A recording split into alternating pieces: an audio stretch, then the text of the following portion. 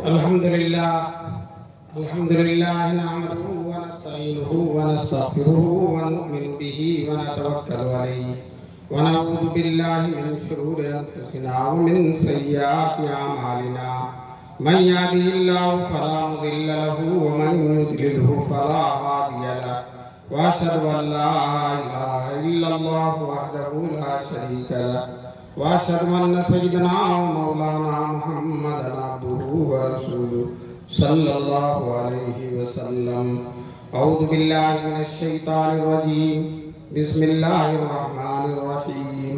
ألف لام ميم ذلك الكتاب لا ريب فيه هدى للمتقين الذين يؤمنون بالغيب ويقيمون الصلاة ومما رزقناهم ينفقون. صدق اللہ العلی العظیم. حضرت صدر جلسہ، معزز اور محترم علماء کرام، محترم بزرگوں اور دوستوں، نوجوانان ملت، اللہ کا لاکھ لاکھ کرم ہے، احسان ہے کہ اللہ تبارک تعالیٰ نے آپ حضرات کو اس عظیم الشان مدرسے کے عظیم الشان اجلاس میں شریک ہونے کا موقع نصیب فرمایا. عشاء بعد سے آپ حضرات دین کی باتیں سن رہے ہیں اور دین پر عمل بھی کر رہے ہیں.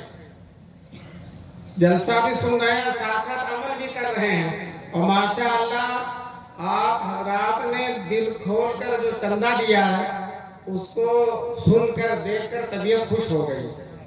اللہ تعالیٰ آپ کے مال میں، جان میں، کمائی میں، ایمان میں، دین میں، دنیا میں، گھرانے میں، خاندان میں اللہ تعالیٰ برکت نصیب فرمائے. یہ دین پر صرف کرنا اور مدرسوں پر صرف کرنا، اس سے بڑھ کر کوئی بہتر خرچ نہیں ہو سکتا. کیوں؟ یہی مدرسے آج ہمارے دین کے زندہ ہونے کا ذریعہ ہیں. یہ جو ہمارا دین زندہ ہے، مسجدیں ہیں، مدرسے ہیں، عالم ہیں، حافظ ہیں، قاری ہیں، قرآن پڑھا جا رہا ہے، مسئلے بتائے جا رہے ہیں، فتویٰ دیا جا رہا ہے، دین پر چلایا جا رہا ہے، دین کی حفاظت کی جا رہی ہے، حضور کی سنتوں کو زندہ کیا جا رہا ہے. دوستو یہ سب یہی مدرسے کر رہے ہیں کہ نہیں؟ آپ نے مدرسے کو جتنا پیسہ دیا وہ ایک طرف ہے، اور مدرسے نے آپ کو جو 3 حافظ دے دیے ایک طرف ہے. آپ کا پیسہ جو آپ نے مدرسے کو دیا ہے اور مدرسے نے جو آپ کو حافظ بنا کے دے دیا ہے، دوستو اس کا کوئی مقابلہ نہیں ہے. آپ کروڑوں کی رقم دے دیں اور اس کے بدلے میں مدرسہ ایک بچے کو قوم کے حافظ بنا دے، دوستو ساری دولت سے بڑھ کر یہ دولت ہے. اللہ تبارک تعالیٰ اس دولت کو قبول فرمائے. 3 بچے حافظ ہوئے اور ہمارے اللہ کو، ہمارے رسول پاک صلی اللہ علیہ وسلم کو دین کے راستے میں خرچ کرنا بہت پسند ہے. خرچ کرنے والا مسلمان بہت پسند ہے. چنانچہ ایک دن حضور صلی اللہ علیہ وسلم نے اپنے خادم حضرت بلال سے کہا، اس لیے کہ حضور کا جو کچھ ہوتا تھا وہ حضور کے پاس نہیں ہوتا تھا، بلال کے پاس ہوتا تھا. حضور بلال سے کہتے تھے دے دو دے دو دے دو، خرچ کرو. تو کبھی کبھی بلال سوچتے ہوں گے کہ حضور سب خرچ کر دیتے ہیں، کچھ نہیں بچاتے. تو حضور صلی اللہ علیہ وسلم نے حضرت بلال سے کہا، انفق یا بلال، اے بلال خرچ کرو. وَلَا تَخْشَ مِنْ ذِي الْعَرْشِ اِقْلَالًا، آسمان والے سے کمی کا ڈر مت کرنا. دینے سے کمی نہیں ہوتی ہے، اس لیے کہ تمہاری آمدنی محدود ہے، تمہاری کمائی محدود ہے، تمہارا سرمایہ محدود ہے. جب تم محدود ہو سرمایہ رکھنے والے، اللہ کے راستے میں دے رہے ہو تو اللہ کا سرمایہ لامحدود ہے، اس کی کوئی حد و انتہا نہیں ہے. تم تھوڑا دو گے اور اللہ تبارک تعالیٰ کتنا دیں گے، تمہارے گھرانے نحال ہو جائیں گے، گھرانے مال و مال ہو جائیں گے. اس لیے اللہ کے راستے میں دینے میں ذرہ برابر تکلف نہیں کرنا چاہیے. صحابہ کرام کے زمانے کا واقعہ ہے، جب مسلمان مکے سے ہجرت کر کے مدینے گئے. مکے میں زمزم پیتے تھے. زمزم ایسا پانی دنیا میں کہیں نہیں ہے، دنیا میں کہیں نہیں ہے زمزم ایسا پانی. ایک پانی زمزم ہے اور ایک پانی کوثر ہے. یہ کوثر میدان محشر میں ایک بہت بڑا حوض ہوگا، اس میں سونے اور چاندی کے کٹورے رکھے ہوں گے اور حضور صلی اللہ علیہ وسلم اپنی امت کو ہاتھ بھر بھر کے دے رہے ہوں گے۔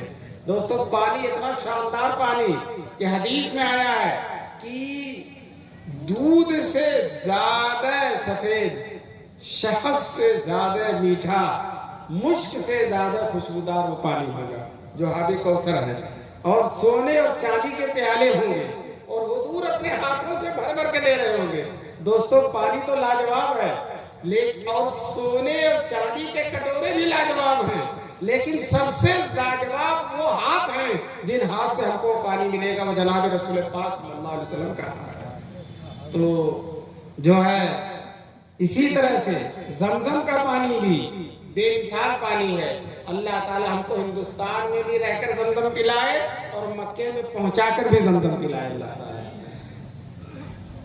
مکے میں تو زمزم پیتے تھے، جب ہجرت کر کے مدینے گئے تو مدینے میں میٹھا پانی نہیں تھا، میٹھا پانی اس وقت تھا ہی نہیں، کھارا پانی، منہ بگڑ جائے، زبان ٹیڑھی ہو جائے۔ ایک میٹھے پانی کا کنواں تھا، اس کنویں کا مالک یہودی تھا اور وہ یہودی بہت شریر تھا۔ یہودی شریر ہوتے ہی ہیں، کوئی یہودی شریف ہو ہی نہیں سکتا، وہ بھی بہت شریر تھا۔ چنانچہ جب مسلمان پانی لینے جاتے تو کہتا تھا پیسہ لوں گا تب پانی دوں گا، بلا پیسے کا پانی نہیں دوں گا۔ مسلمانوں کو کھانے کی تنگی ہے، اب پانی کے لیے بھی پیسہ دیں، بہت پریشانی۔ رسول پاک صلی اللہ علیہ وسلم کو مسلمانوں کی پریشانی دیکھی نہیں گئی۔ ایک دن حضور صلی اللہ علیہ وسلم نے مسجد نبوی میں نماز کے بعد اعلان کر دیا کہ جو مسلمان اس کنویں کو خرید کر، اس یہودی کے کنویں کو خرید کر مسلمانوں پر وقف کر دے گا اور سارے مسلمانوں کو اس کا مالک بنا دے گا اور مسلمانوں کی پانی پینے کی پریشانی ختم کر دے گا، میں اس کے لیے جنت میں چھلکتی ہوئی نہر کی ضمانت لیتا ہوں۔ سبحان، میں ضمانت لیتا ہوں کہ اللہ تعالیٰ جنت میں اس کو بہتا ہوا چھلکتی ہوئی نہر کا مالک بنا دیں گے اللہ تعالیٰ۔ دوستو یہ اعلان سنتے ہی مجمع میں حضرت عثمان غنی رضی اللہ تعالیٰ عنہ تھے، وہ دوڑے ہوئے یہودی کے پاس گئے۔ دوڑے ہوئے اس لیے گئے کہ کہیں مجھ سے پہلے کوئی اور نہ جا کر خرید لے۔ دوڑے ہوئے گئے اور یہودی سے کہا کنواں بیچ دو۔ یہودی نے کہا بہت پیسہ لوں گا، بہت پیسہ لوں گا، بہت پیسہ لوں گا۔ حضرت عثمان غنی نے کہا جو کہہ دو گے وہ دے دوں گا، جو تمہاری زبان سے نکلے گا وہ دے دوں گا، جو چاہو گے معاملوں میں تم کو دے دوں گا، وہ مجھے دے دو۔ کیوں؟ ان کی نظر پیسے پر نہیں ہے، ان کی نظر اس نہر پر ہے جس کی ضمانت لے لی ہے جناب رسول پاک صلی اللہ علیہ وسلم نے۔ چنانچہ جو ہے حضرت عثمان غنی نے جو یہودی نے پیسہ کہا وہ دینا شروع کر دیا۔ اب یہودی شرارت پر اتر آیا، وہ کہنے لگا آدھا بیچوں گا، آدھا نہیں بیچوں گا، آدھا کنواں بیچوں گا، آدھا نہیں بیچوں گا۔ حضرت عثمان غنی نے سوچا کہیں اس آدھے سے بھی نہ مکر جائے، اس نے کہا چلو آدھا ہی بیچ دو۔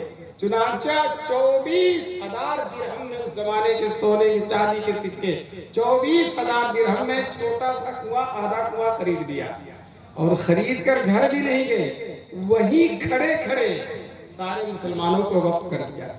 وہی کھڑے کھڑے اب آدھے کنویں کا مالک یہودی ہے اور آدھے کنویں کے مالک سارے مسلمان ہیں۔ اللہ تعالیٰ نے دنیا میں سب سے زیادہ عقل مسلمانوں کو دی ہے، یاد رکھیے، سب سے زیادہ عقل کس کو دی ہے؟ مسلمانوں کو۔ لوگ کہتے ہیں یہودیوں کے پاس عقل ہے، کچھ کہتے ہیں عیسائیوں کے پاس عقل ہے، کچھ کہتے ہیں غیر مسلموں کے پاس عقل ہے۔ ہم کہتے ہیں ان کے پاس عقل نام کی کوئی چیز ہی نہیں ہے۔ اگر ان کے پاس عقل ہوتی تو ایمان لا کر جنت کا راستہ اختیار کرتے۔ سبحان اللہ۔ اگر ان کے پاس عقل ہوتی تو ایمان لا کر جنت کا راستہ، جو عقل ایمان ہی نہ لانے، ایمان ہی کی طرف نہ پہنچائے، وہ عقل ہی نہیں ہے۔ چنانچہ کسی شاعر نے کہا ہے ڈھونڈنے والا ستاروں کی گزرگاہوں کا، ڈھونڈنے والا ستاروں کی گزرگاہوں کا، اپنے افکار کی دنیا میں سفر کر نہ سکا۔ ستاروں کی گزرگاہیں تلاش کر رہے، چاند ادھر سے جا رہا، سورج ادھر سے جا رہا، مشتری ادھر سے جا رہی، زحیل ادھر سے جا رہا، عطارد ادھر سے جا رہا، चांद और सूरज और सितारों का रास्ता मालूम कर रहा और अपना रास्ता नहीं मालूम कर रहा कि किस रास्ते से मुझको जन्नत में जाना है। अपने जन्नत का रास्ता, सितारों का रास्ता। भैया अल्लामा इकबाल शायर कहते हैं, ढूंढने वाला सितारों की गुज़रगाहों का अपने अफकार की दुनिया में सफर कर न सका। जिसने सूरज की शुआओं को गिरफ्तार किया, सूरज की शुआएं पकड़ लिया, उसको कैच कर लिया। जिसने सूरज की शुआओं को गिरफ्तार किया, जिंदगी की शबे तारीख से हर कर न सका। सूरज की शुआएं पकड़ लिया और अपनी जिंदगी की तारीख रात को खत्म नहीं कर सका, कुफ्र नहीं खत्म कर सका, शिर्क नहीं खत्म कर सका, अल्लाह से बगावत नहीं खत्म कर सका, अल्लाह के हुक्मों की खिलाफ वर्जी नहीं खत्म कर सका और सूरज की शुआओं को गिरफ्तार कर लिया। दोस्तों, इस तरक्की से कोई फायदा नहीं है। असल तरक्की यही है कि आदमी जन्नत का रास्ता अख्तियार करे। हमारे हुजूर सल्लल्लाहु अलैहि वसल्लम फरमाते हैं, सबसे बड़ा चालाक वो है जो आखिरत की तैयारी करता है। सबसे बड़ा चालाक, आजकल हमारे यहाँ चालाक उसको कहते हैं जो दुनिया में बड़ा आगे हो जाए और खूब कमाए, खूब तदबीरें करे, तिजारत अच्छी करे, पानीपत में जाकर खूब मालदार हो जाए, उसको हम कहते हैं बहुत चालाक है। उसको हम कहते हैं बहुत है। दुनिया कमाना चाहिए, लेकिन असल चीज फिक्र किसकी रखनी चाहिए? आखिरत की। हुजूर ने कहा, अल-कय्यिस मन दान लिल आखिरती, चालाक वो है जो आखिरत की तैयारी करता है और आखिरत को पेश नजर रखता है। क्यों? दुनिया चंद रोजा है, दुनिया चंद, जितनी दौलत ज्यादा होगी मरते वक्त उतनी ही तकलीफ ज्यादा होगी। पूरी दौलत छोड़ना पड़ेगा, पूरी बिल्डिंग छोड़नी पड़ेगी, पूरा कारखाना छोड़कर जाना पड़ेगा, और जितनी दौलत कम होती है मरना उस वक्त और आसान हो जाता है। चुनांचे ख्वाजा फरीदुद्दीन अत्तार एक बड़े अल्लाह वाले गुजरे हैं। उनके अत्तार की दुकान थी, बड़े बड़े शीशे के मर्तबान में माजून रखे हुए थे अपनी दुकान में। एक फकीर आता है और कहता है, 13 दिन इन माजूनों में लटका हुआ है, 13 दिन इन माजूनों में अटका हुआ है, इसमें लगा हुआ है, तू जो है दुनिया छोड़कर जाएगा कैसे? आजकल हमारी आदत है ना, कोई हमको समझाया तो उल्टा हम उसी को कह देते हैं। हम कहते हैं तुम नमाज पढ़ो तो वो कहता तुम ही पढ़ो, तुम क्यों नहीं पढ़ो, अपने घर वालों से क्यों नहीं कहते हो? तो उस ख्वाजा फरीदुद्दीन अत्तार ने कहा कि तेरी जान कैसे निकलेगी?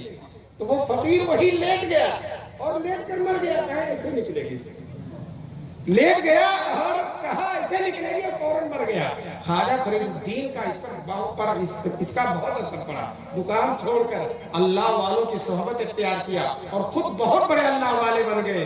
तो दोस्तों, असल चीज ये दुनिया नहीं है, असल चीज आखिरत है। अगर आखिरत का घर बन गया, कब्र शानदार हो गई, कब्र की जिंदगी रोशन हो गई, तो उससे ज्यादा कामयाब कोई आदमी नहीं है। यहाँ हमने बड़ी शानदार बिल्डिंग बना ली, ताजमहल बना लिया, लाल किला बना लिया, और कब्र की जिंदगी अगर तारीफ रही तो हम कामयाब नहीं हैं। मैदान महशर में अगर कामयाबी नहीं हुई तो हम कामयाब नहीं हैं। दोस्तों, जो है असल कामयाबी आखिरत की कामयाबी। चुनांचे हजरत उस्मान गनी ने ये देखा, पैसा नहीं देखा, ये देखा कि मुझे जन्नत मिल रही है और इस पैसे के बदले मुझे जन्नत की लहर मिल रही है। चुनांचे खरीद लिया और खरीद कर मुसलमानों पर वक्फ कर दिया। अब आधे पानी के मालिक मुसलमान हैं और आधे पानी के मालिक वो यहूदी है। मैंने अर्ज किया, मुसलमानों को अल्लाह ने अकल बहुत दी है। जिस दिन मुसलमानों की बारी होती थी उस दिन मुसलमान 2 दिन का पानी ले लेते थे, अपने घरों में 2 दिन का पानी भर लेते थे। अब जिस दिन यहूदी की बारी होती तो यहूदी कुएं के किनारे बोरा बिछा कर बैठ जाता था पानी बेचने के लिए। सुबह से शाम तक 1 कटोरा पानी भी नहीं बिकता था, 1 कटोरा भी पानी नहीं बिकता था। 1 दिन हुआ, 2 दिन हुआ, 4 दिन हुआ, पानी बिका ही नहीं। क्यों? मुसलमान तो अपनी बारी में 2 दिन का पानी ले लेते थे। शर्त यह ठहरी थी, 1 दिन का पानी मुसलमान लेंगे, 1 दिन का पानी यहूदी लेगा। तो मुसलमानों की जब बारी आती 2 दिन का पानी भर लेते थे। अब यहूदी 1 दिन, 2 दिन, 3 दिन, हफ्तों गुजर गए, 1 प्याला पानी भी, 1 कटोरा पानी भी, 1 गिलास पानी भी नहीं बिका। आकर हज़रत उस्मान गनी से कहता, वो भी खरीद लो, वो भी खरीद लो। चुनांचे हजरत उस्मान गनी ने वो भी खरीद लिया और खरीद कर उसको भी मुसलमानों पर वक्फ कर दिया। मुसलमानों बताओ, हजरत उस्मान गनी के लिए जन्नत में छलकती हुई नहर है कि नहीं है?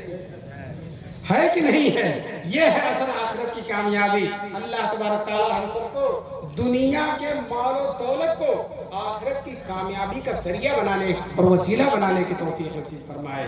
دنیا اگر ہے تو اس دنیا سے ہم آخرت کو حاصل کریں، دین کو حاصل کریں۔ یہ ایک بہت بڑے بزرگ تھے عبید اللہ احرار رحمۃ اللہ علیہ، بڑے مالدار، پیر مرشد بھی بڑے مالدار، ان کے گھر میں گھوڑے بدے ہوئے اور ہاتھی بدے ہوئے اور بہت سارے جانور بدے ہوئے، بہت ساری دولت تھی۔ اب ایک آئے ان سے مرید ہونے کے لیے، کہنے لگے اتنے مالدار ہیں، دولت والے ہیں، یہ کیا ہمیں مرید کریں، پیر بنائیں گے، ان کو ہم کیا پیر بنائیں، یہ تو دنیا دار ہے۔ اور یہ کہہ کر بھاگ گئے وہاں سے، یہ دنیا دار ہیں، جو ہے ان سے ہم کچھ کو فائدہ نہیں ہوگا، ان سے ہم کیا بیٹھ ہوں، کیا مرید ہوں۔ گئے راستے جنگل میں گئے، واپس جنگل کے راستے سے راستہ بھول گئے، کسی آدمی سے پوچھا کہ راستہ کہاں، تو کہنے لگے خواجہ عبید اللہ کے یہاں جن کو چھوڑ کر آئے ہو تم، ان کے یہاں ہے۔ اور جو ہے اب جہاں بھی راستہ بھولتے تھے کوئی فرشتہ آ کر کہتا تو وہی راستہ تم کو ملے گا۔ پھر دوبارہ ان کے پاس آئے اور جب جانے لگے تھے تو یہ کہہ کر گئے تھے کہ اللہ والا اتنی دنیا نہیں رکھتا، اللہ والا اتنی دنیا نہیں رکھتا۔ فارسی میں کہا تھا نمردست تھا کہ دنیا دوست دار ہے، یہ اللہ والا ہو ہی نہیں سکتا جو دنیا کو اتنا دوست رکھتا ہے۔ تو جب دوبارہ کئی لوگوں نے کہا راستہ وہی ملے گا تو لوٹ کر پھر آئے حضرت کے پاس اور حضرت سے کہنے لگے حضرت مجھے مرید کر لو۔ تو حضرت نے کہا کیا کہہ کر گئے تھے، وہ ذرا دہراؤ تو کہا یہ کہہ کر گیا تھا کہ اللہ والا ہو ہی نہیں سکتا جو دنیا رکھے۔ تو فوراً کہتے دوسرا مسئلہ سن لو، اگر دارت برائے دوست دارت، دنیا اگر رکھتا تو اللہ کے لیے رکھتا، دنیا اگر رکھتا تو کس کے لیے رکھتا، اللہ کے لیے رکھتا ہے۔ تو اللہ تعالیٰ ہمیں دنیا دے تو دنیا کو کس کے لیے صرف کرنے کی توفیق دے، اللہ کے لیے توفیق دے، تاکہ آخرت کا گھر بن جائے، آخرت کی جنت بن جائے، آخرت کا محل بن جائے۔ دوستو اصل محل آخرت کا ہے۔ حضور صلی اللہ علیہ وسلم جب معراج میں گئے تھے تو اللہ تعالیٰ نے حضور سے کہا میرے محبوب جنت و جہنم کی سیر کر لو، جنت کو دیکھ لو، جہنم کو دیکھ لو۔ تو حضور جنت میں گئے، جبریل ساتھ تھے، جنت میں ٹہل رہے، جنت کے محلات دیکھ رہے ہیں، جنت کی بلڈنگیں دیکھ رہے ہیں، جنت کے بالا خانے دیکھ رہے ہیں، باغات دیکھ رہے ہیں۔ دوستو جنت میں دودھ کی بھی نہر ہے، یہاں تو ایک گلاس دودھ مشکل سے ملتا ہے، اور جو آپ کے گاؤں میں آ جائے تو اصلی دودھ ملتا ہے، دیوبند میں تو اصلی بھی نہیں ملتا، اور وہاں دودھ کی نہر ہوگی، اور نہر بھی ایسی دنیا کی نہر نہیں جو نیچے بہتی بلکہ اوپر بہے گی، نہر ہی کی دیوار ہوگی، آدمی کھڑا کھڑا پی لے، بیٹھے بیٹھے پی لے، لیٹے لیٹے پی لے، جیسے چاہے پی لے، منہ لگا کر پی لے، گلاس سے پی لے۔ اللہ تبارک تعالیٰ ہم کو جنت نصیب فرمائے۔ اسی طرح سے شہد کی نہر ہوگی، اور اسی طرح سے بہترین پانی کی نہر ہوگی، اور شراب طہور کی نہر ہوگی۔ جنت کی پاکیزہ شراب، وہ نہر دیکھ رہے ہیں، یہ دیکھ رہے ہیں، وہ دیکھ رہے ہیں، کتنی شاندار جنت ہے۔ آگے گئے ایک شاندار محل نظر آیا، بڑا شاندار محل، جنت میں نمایاں تھا محل۔ حضرت حضور پاک نے حضرت جبریل سے کہا اے جبریل یہ محل کس کا ہے، یہ جنت میں جو محل بنا ہوا کس کا ہے؟ تو جبریل کہتے ہیں عمر فاروق کا محل ہے۔ عمر فاروق ابھی دنیا میں ہے، کپڑے میں 70-72 پیوند لگا ہوا، زمین پر سوئے ہوئے ہیں، اور ان کا محل جنت میں بن کر تیار ہے۔ دوستو جب حضور معراج سے واپس آئے، سارے صحابہ ملنے آئے تو حضرت عمر بھی آئے۔ حضور نے حضرت عمر سے کہا عمر جنت میں تمہارا محل دیکھ کر آیا، جنت میں تمہارا محل دیکھ کر آیا، تمہاری حوریں بیٹھی ہوئی تھی اس لیے نزدیک نہیں گیا، دور ہی سے دیکھ کے چلا آیا۔ بتاؤ کپڑے پر پیوند لگے ہوئے ہیں، چمڑے کے پیوند لگے ہوئے ہیں، اور جنت میں محل بن کر تیار ہے، اور حوریں بھی ان کا انتظار کر رہی ہیں، استقبال کی تیاریاں کر رہی ہیں۔ میرے مسلمانوں اصل کامیابی یہی کامیابی ہے کہ اللہ تعالیٰ ہم کو جنت میں محل نصیب کرے۔ جتنے لوگوں نے اس مدرسے کا تعاون کیا ہے میں ان سب کو مبارکبادی دیتا ہوں۔ انشاءاللہ ثم انشاءاللہ اس کا بدلہ آپ کو مرنے کے بعد ملے گا۔ اور بہت سے لوگوں کو میں نے سنا اپنے ماں کے نام سے، اپنے باپ کے نام سے جو مر گئے ہیں ان کے لیے کیا۔ بتاؤ ماں باپ کا حق نہیں ہے؟ وہ انہوں نے محنت سے پالا پوسا، ہمارے لیے تکلیفیں برداشت کی، ہمیں پڑھایا لکھایا، اور جو ہمارے لیے جائیداد بنائی، سب کچھ کیا، اب مرنے کے بعد وہ محتاج ہیں، انتظار کر رہے ہیں میرا بیٹا میرے لیے کچھ کرے گا کہ نہیں کرے گا۔ اگر آپ کچھ کرتے ہیں، 1 روپیہ بھی ان کے لیے خرچ کرتے ہیں، فوراً ان کی قبر ان کو ثواب پہنچ جاتا ہے اور پتہ چل جاتا ہے کہ میرے بیٹے نے میرے لیے کر دیا ہے۔ تو ہمیں اپنے بڑوں کے لیے ہمیشہ کرنا چاہیے۔ اللہ تبارک تعالیٰ آپ کے بڑوں کے لیے جو آپ نے کیا ہے اللہ اسے قبول فرمائے۔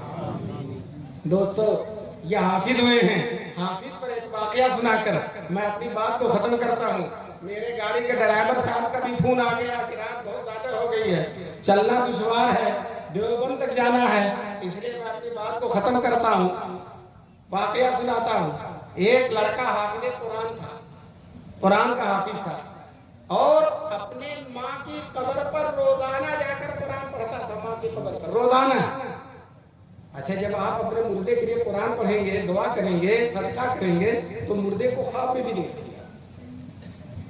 تو ایک دن اماں خواب میں آئی بیٹے کے، اور اماں نے خواب میں آ کر بیٹے سے کہا، بیٹے جب تو میری قبر پر آیا کر تو آتے ہی قرآن نہ پڑھا کر، تھوڑی دیر رک جایا کر، تھوڑی دیر ٹھہر جایا کر۔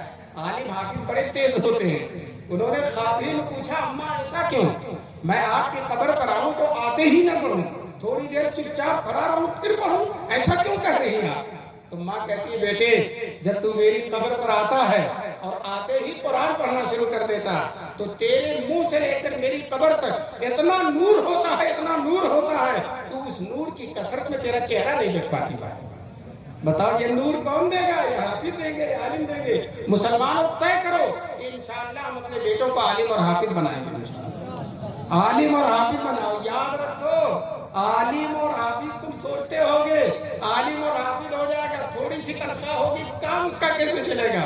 میں آپ کو بتا دینا چاہتا ہوں، آج بھی اس گئے گزرے زمانے میں علماء کی اور حافظوں کی، قاریوں کی، دینداروں کی جو قدر ہے وہ کسی کی بھی نہیں ہے۔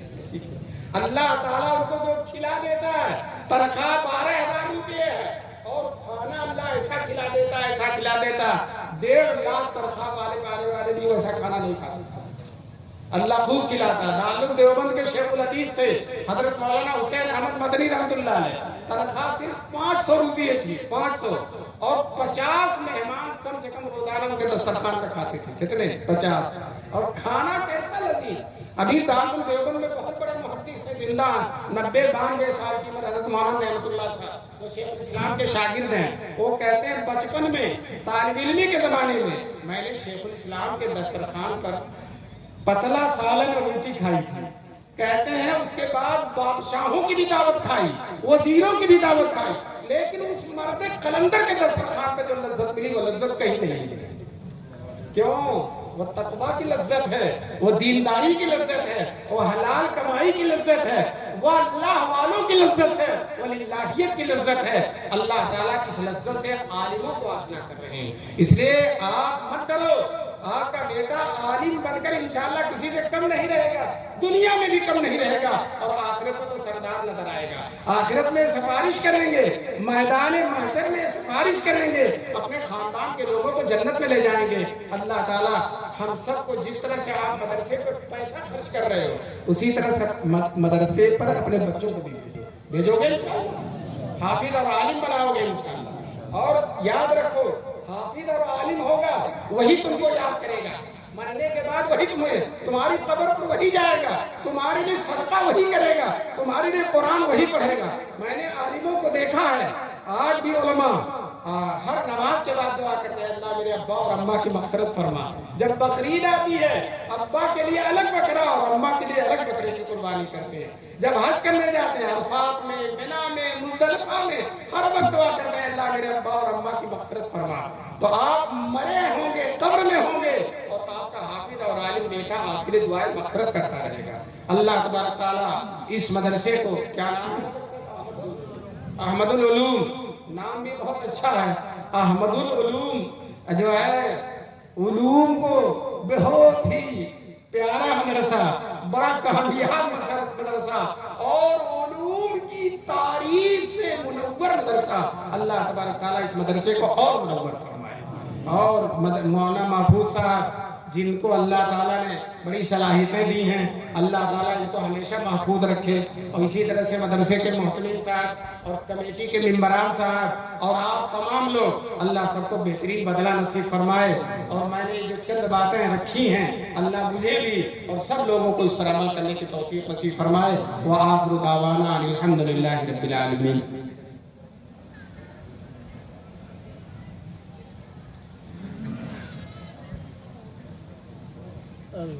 حساب اس لیے سنایا جاتا ہے